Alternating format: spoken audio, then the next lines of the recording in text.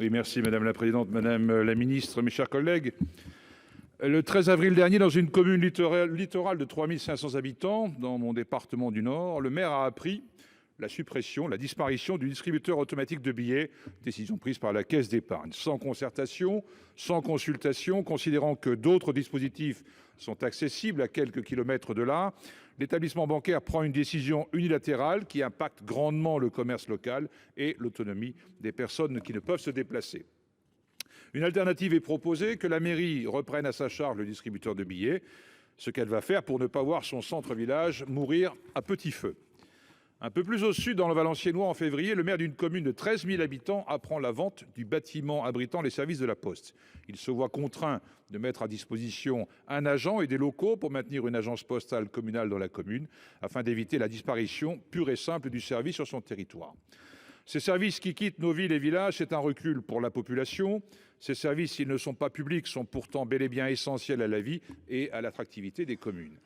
Une commune sans poste, sans boulangerie, sans distributeur de billets proche de la place du marché, c'est une commune qui attirera à coup sûr moins d'habitantes et d'habitants et qui risque de devenir à terme un village dortoir. Une fois encore, c'est sur l'institution communale que se reporte la charge financière, matérielle, logistique, de maintenir les services indispensables pour les habitants, les commerçants et aussi surtout pour entretenir le village comme lieu de vie, de consommation et d'échange. Nous voyons aujourd'hui les conséquences importantes, pour ne pas dire dramatiques, du recul de ces services de proximité. En parallèle, les démissions des maires, plus nombreuses que jamais, font état du malaise que ressentent les édiles en face de ces problématiques, puisqu'ils sont privés progressivement de leurs leviers fiscaux, entre autres, de leurs prérogatives, et à qui l'on impose toujours plus de contraintes normatives et financières. Madame la ministre, quelles mesures le gouvernement compte-t-il prendre pour assurer l'accès des citoyennes et citoyens à ces services d'intérêt général et freiner ainsi la disparition des services dans nos villes et villages? Merci. La parole est à Madame la ministre Dominique Faure. Merci madame la présidente, mesdames et messieurs les sénateurs, monsieur le sénateur Bocquet.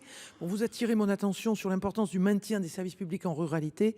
J'entends votre inquiétude et je partage votre constat selon lequel ces services sont facteurs d'attractivité d'un territoire qui doit le rester. Et c'est bien tout l'objet de France Ruralité, qui est le fruit d'un travail que j'ai conduit personnellement ces 12 derniers mois. La fermeture d'un service public ne doit pas impacter l'accessibilité des citoyens à la réalisation de démarches essentielles à leur quotidien. C'est pourquoi, dès 2020, le gouvernement a mené le programme France Service, devenu depuis une politique prioritaire du gouvernement. Ces espaces regroupent en un même lieu les services de 9 opérateurs, avec l'appui de conseillers formés pour accompagner les démarches des usagers. Cette démarche, dans une dynamique de dématérialisation, est d'autant plus essentielle.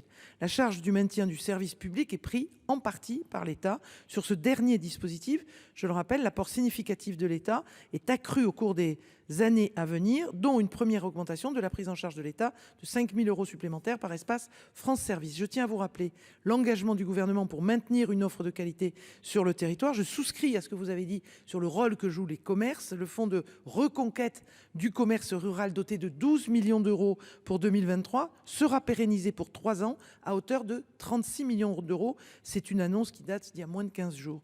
De même, 2 millions d'euros serviront à soutenir l'ouverture de lieux de convivialité. La Poste, qui s'est engagée à limiter drastiquement ses bureaux de poste, mènera une expérimentation de circulation de 50 camions jaunes pour poursuivre l'aller vert du maillage des 2750 France Service et qui proposera des services tels que le retrait d'argent.